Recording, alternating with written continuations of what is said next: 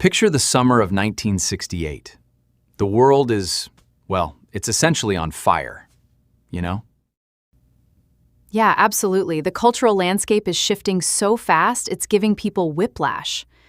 You have these tragic assassinations of Martin Luther King Jr. and Robert Kennedy, fundamentally altering the national mood. Right. It was a heavy, heavy time. Exactly. And the music of the era reflects this entirely. The soundtrack is being completely rewritten by bands like the Beatles, Jimi Hendrix, the Rolling Stones. It's loud. It's rebellious. Yeah, it's overtly political too. But sitting right in the middle of this massive cultural earthquake, the undisputed king of rock and roll is, well, he's nowhere to be found on a concert stage. He is a million miles away from the cultural epicenter. Yeah. While Hendrix is out there literally setting guitars on fire, Elvis Presley is sequestered on a Hollywood soundstage, singing to dogs and helicopters. It's just wild. It really is. He's churning out these incredibly formulaic, sanitized movies. It is the ultimate paradox, I mean, when you think about it.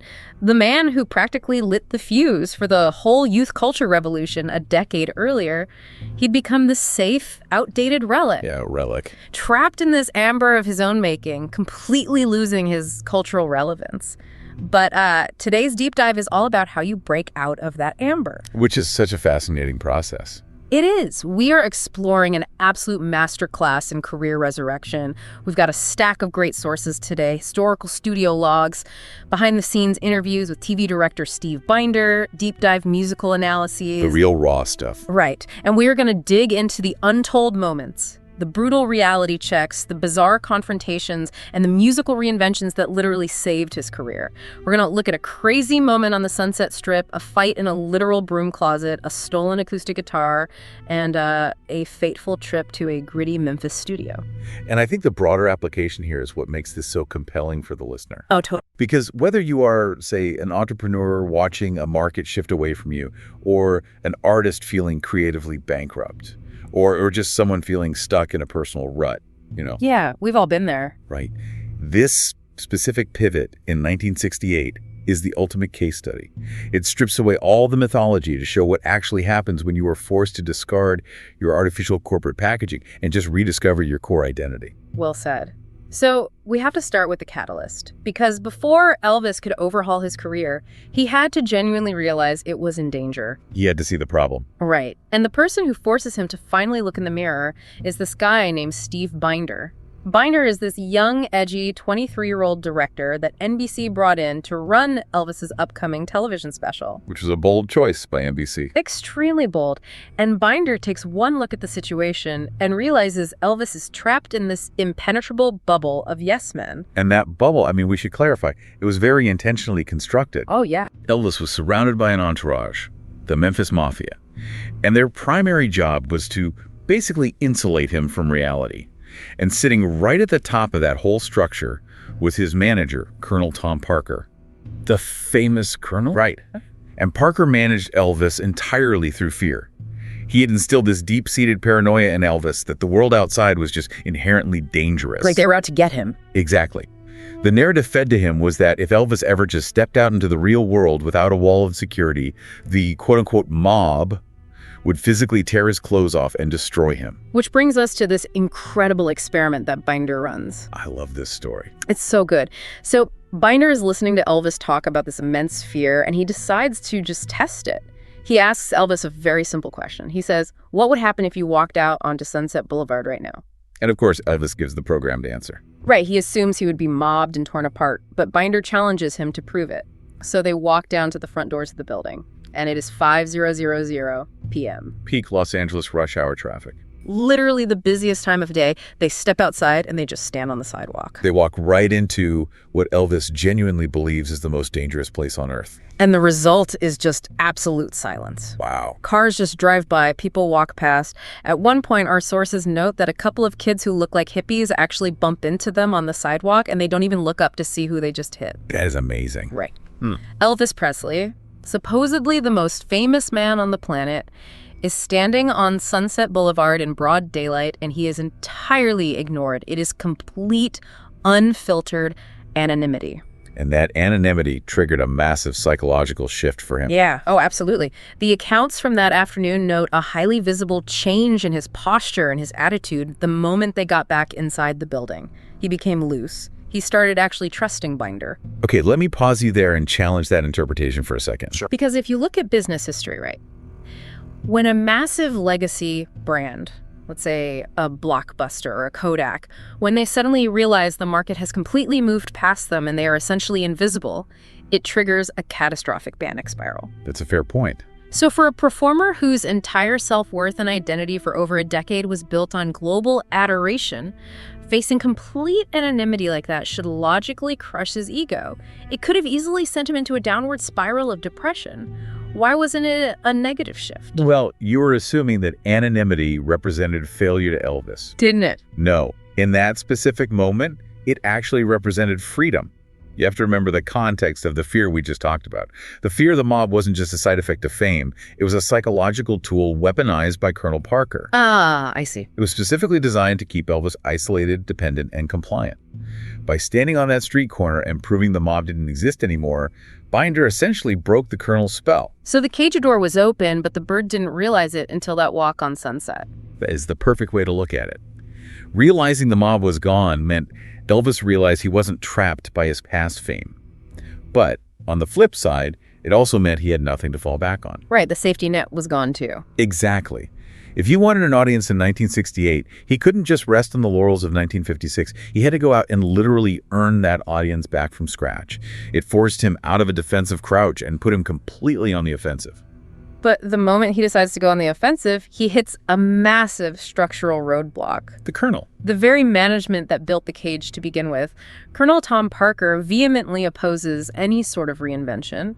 Parker wants a safe, traditional, family-friendly Christmas special. He is picturing, like, Perry Como. Yes, he wants cozy sweaters, fake snow, and he explicitly demands that the show end with Elvis crooning a traditional holiday song, like, I believe. Right. He has zero interest in Binder's vision of a raw, culturally relevant rock documentary. Which leads to a clash of visions that plays out in, honestly, one of the most surreal physical settings imaginable. Oh man, the accounts of this meeting are just wild. Yeah. So Parker calls a meeting to lay down the law with Binder and Elvis. But he doesn't do it in a boardroom or a corner office. He holds the meeting in a literal water closet, The bathroom. a tiny broom closet and bathroom that he had fashioned into a makeshift office. And to add to the absurdity of this, he places 2 uniformed agents from William Morris, his massive talent agency, outside the door acting as literal bouncers. The theatricality of that setup is just pure Tom Parker. It is a calculated intimidation tactic. You cram people into a claustrophobic space, you put muscle outside the door, and you establish absolute dominance. So inside this tiny, cramped closet, Parker makes his demand for the Christmas song. And Elvis, the king of rock and roll, lowers his head and obediently says, "Yes, sir."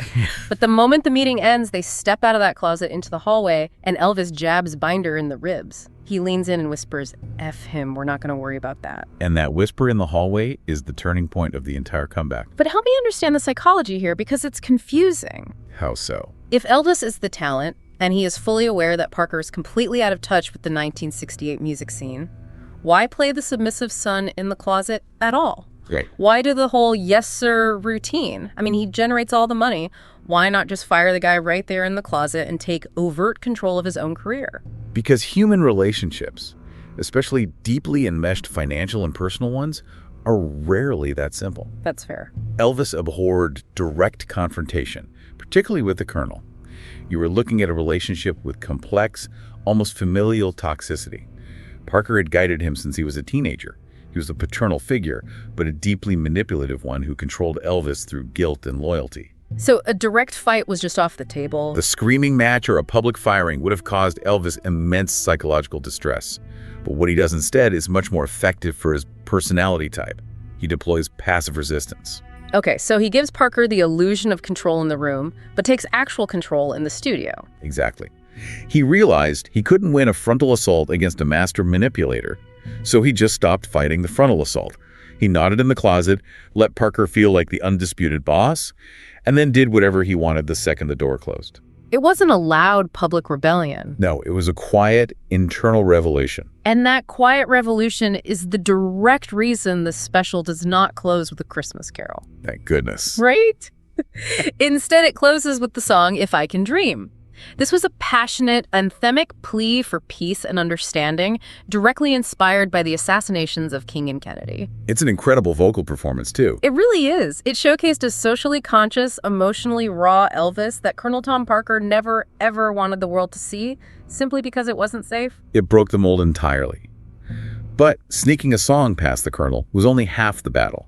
Elvis now had to actually deliver a performance that proved he was still a viable musician, not just a movie star trying to sing. Which brings us to the actual execution of the special. And it's crazy because the most iconic part of it almost didn't happen on camera at all. The sit-down jam sessions. Yes. So Elvis had essentially moved into his NBC dressing room during the production. He was literally sleeping there.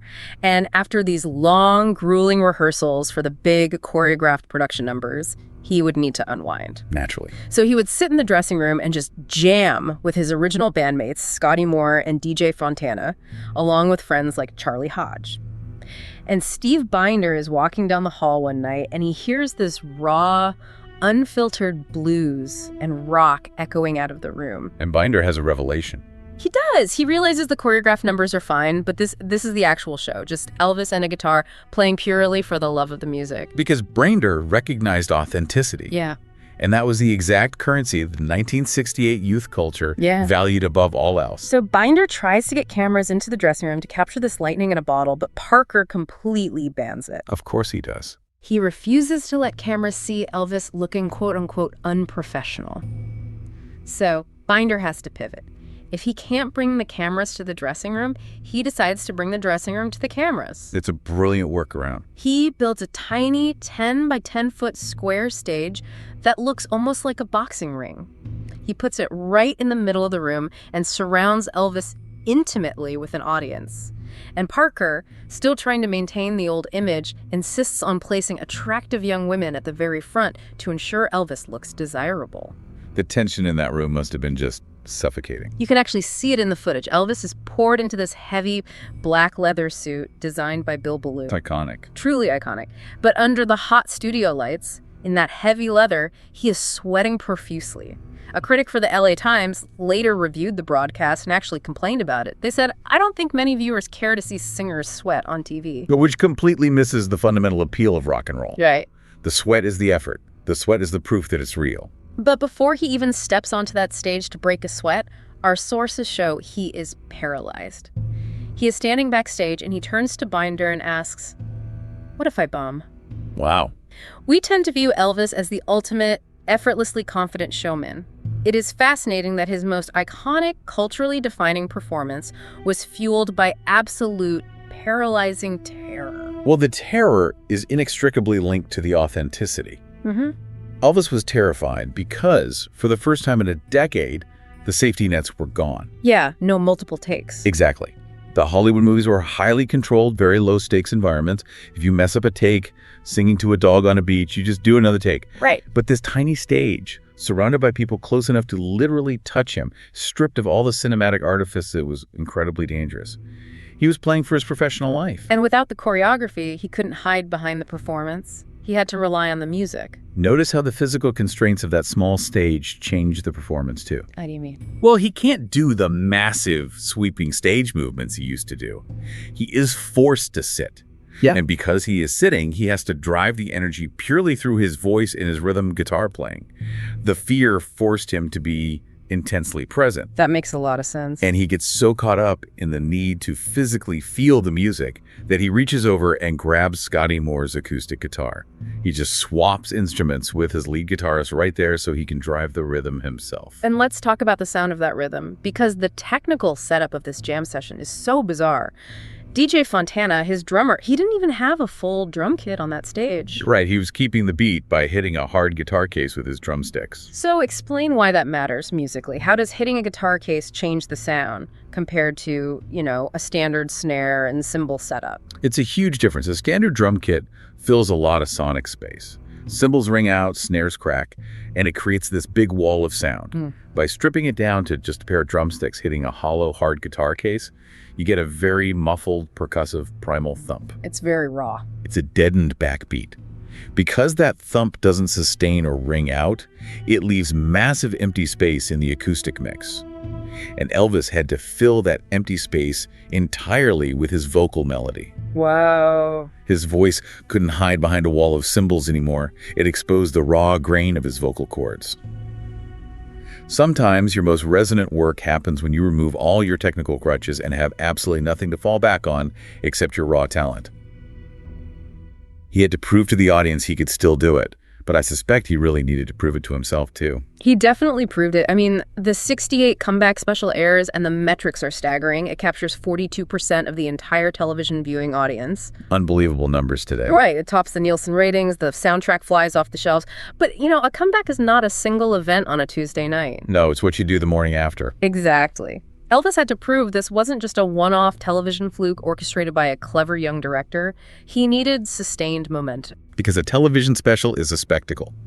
He needed to prove he was a relevant recording artist again. He needed a hit record that could stand shoulder to shoulder with what, like, the Rolling Stones or Aretha Franklin were putting out that same year. And to get that record, Elvis defies his Hollywood handlers yet again. Instead of going back to the comfortable RCA studios in Los Angeles, he goes back to his roots.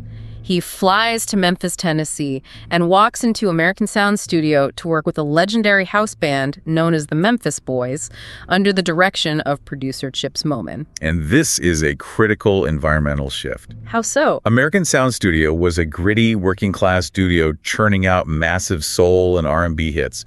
It was absolutely not the polished Hollywood machine he was used to. And the culture clash is immediate. The session players in that room were seasoned professionals, but they were still completely intimidated. Bobby Wood, the keyboardist, said the moment Elvis walked in, it was, quote, almost like Christ was out there. That is the aura he carried. But the fascinating part is how Elvis diffuses that aura. He doesn't act like a diva. He acts like a guy who just wants to join the band. Which was the exact opposite of how his entourage behaved in that same room. Oh my gosh, yes. There is this incredibly telling detail from the studio logs about the entourage. At one point, Elvis pulls out a cigar. Instantly, the Yes Men and his crew rush forward with lighters, literally tripping over themselves to light it for him. It's ridiculous. The Memphis Boys are sitting behind their instruments, watching this bizarre display of sycophancy, just thinking, what kind of circus is this? But the moment the music starts, Elvis completely brushes past that dynamic. He engages with the actual work. Yes. There is a specific moment during the recording of an old country song called After Loving You. Elvis is feeling out the music, and he nervously stammers to the room, I tell you what, I'm going to play piano. A huge risk for him. Right. He sits down at the piano, and he proceeds to drive the song himself. He uses this deep, heavy blues rhythm, completely transforming the track. From a technical standpoint, what he is doing there is really fascinating. A standard, smooth country ballad usually relies on very predictable, even chord progressions. Sure. By introducing a heavy blues rhythm, he is adding syncopation. He is leaning heavily on the downbeats with his left hand, which creates this gritty, driving momentum.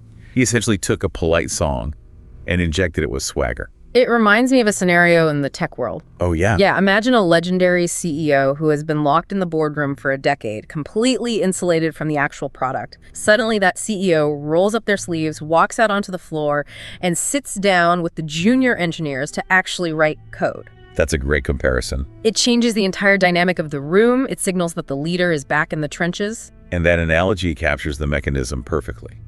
In Hollywood, Elvis had been recording subpar soundtracks, completely disengaged from the process. He was essentially just punching the clock and letting the producers do the work. Right. But with the Memphis Boys, it was a true, gritty collaboration. They fueled his energy and he fueled theirs.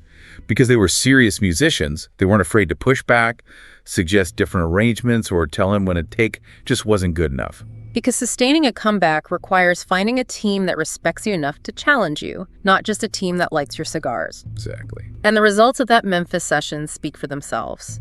It produced the landmark album from Elvis in Memphis and gave him the massive, definitive #1 hit, Suspicious Minds. It cemented the comeback. He wasn't just a television nostalgia act anymore. He was a dominant force on the radio again. So when we look at this entire journey, the arc is just remarkable. We started with a fading star, completely ignored while standing in rush hour traffic on the Sunset Strip. Yeah. We watched a quiet, passive-aggressive rebel whispering in a hallway outside a tiny broom closet. We saw a sweating, terrified, leather-clad rocker risking it all on a tiny boxing ring stage. And finally, we saw a true collaborative musician sitting at a piano in a gritty Memphis studio, earning his crown back. The transformation is undeniable. And I think the lesson here for you, the listener, is really about the mechanics of reinvention. True reinvention usually requires confronting your own irrelevance. Which is hard to do. It's incredibly hard. You have to be willing to take that walk on the Sunset Strip, see that the world has moved on without you, and use that harsh reality as fuel. You have to intentionally strip away the comfortable, artificial layers you've built around yourself to find out what fundamental skills you actually still possess. It is an inspiring blueprint for artistic resurrection. It really is. But, the history doesn't stop in 1968. And I want to leave the listener with a rather chilling final consideration. Okay, what happens next? Well, the 68 comeback special proved beyond a shadow of a doubt that Elvis still had unmatched electrifying power over a live audience. But, ironically, that massive success may have been the very thing that doomed him. Wait, how does proving his relevance doom him? Because Colonel Parker saw that raw, untamed energy and immediately figured out how to commodify it. He weaponized the success of the comeback special to lock Elvis into a relentless, grueling residency at the International Hotel in Las Vegas. Oh, wow. Yeah. He took the danger of the black leather suit and packaged it into highly produced jumpsuits and exhausting 2-shows-a-night schedules. So he essentially built a new cage. A very lucrative golden cage.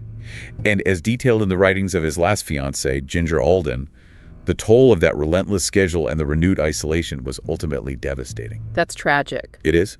The pressure of maintaining that Vegas persona led Elvis to succumb to severe prescription drug addiction, deepening paranoia, and increasingly erratic behavior. Like the stories of him shooting TVs. Exactly, shooting televisions, firing weapons into the walls of Graceland. The man who liberated himself on a small stage in Burbank was ultimately trapped all over again by the machinery of his own success. So as you reflect on this incredible pivot, you really have to ponder. Did the 68 comeback ultimately save the king, or did it just provide the blueprints for the trap that finally caught him? Man, that is a heavy but incredibly necessary question to end on. It shows how fragile reinvention can be if you don't change the foundational structures around you. Thank you for joining us on this deep dive. As you go about your week, think about where you might be resting on your laurels and where you might just need your own Sunset Strip reality check. We will catch you next time.